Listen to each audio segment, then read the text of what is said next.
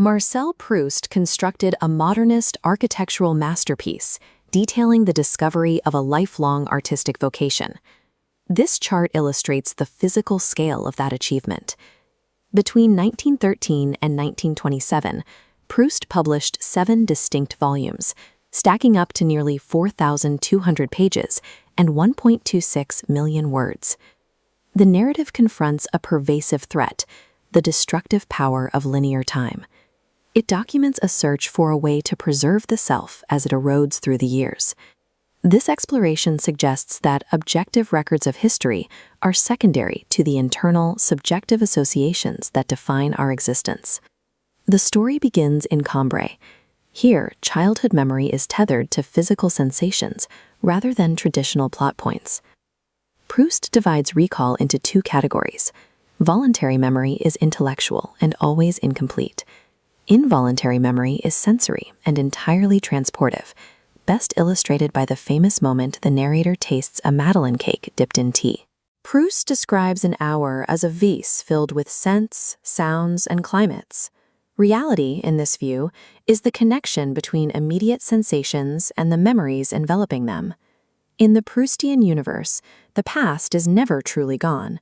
It remains stored in the physical senses, waiting for a chance encounter to return it to the present. As the narrator reaches adulthood, he navigates the vast social environments of Paris and coastal resort towns like Baalbek. This network visualizes the Belle Epoque's sociological map. Power shifts from the decaying Gourmantes family to the rising bourgeois Madame Verdurin. Tragic romances play out between Charles Swann and Odette and the narrator and Albertine. These connections eventually sever, revealing romantic love is subjective projection. Emotions actively distort reality. As Proust writes, the time which we have at our disposal every day is elastic. The passions that we feel expanded, those that we inspire contracted, and habit fills up what remains. Social hierarchies and human identities operate just like these romances. They are fluid, subjective illusions constantly being decomposed by the passage of time. The timeline jumps across World War I to a final high society party. The disillusioned narrator barely recognizes his friends, who have physically decayed beyond recognition. He realizes his lifelong pursuit of status in high society and meaning in romantic love was a complete waste. It is all lost time.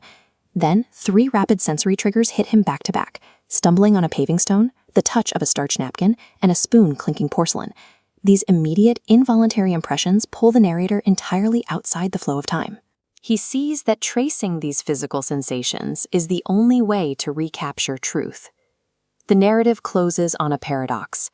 The novel ends at the exact moment the narrator is finally equipped to write the massive book the reader has just finished. We cannot stop the physical decay of time. We can only achieve permanence by acting as curators of our own consciousness, translating our internal memories into art. In theory, one is aware that the earth revolves, but in practice, one does not perceive it. So it is with time in one's life.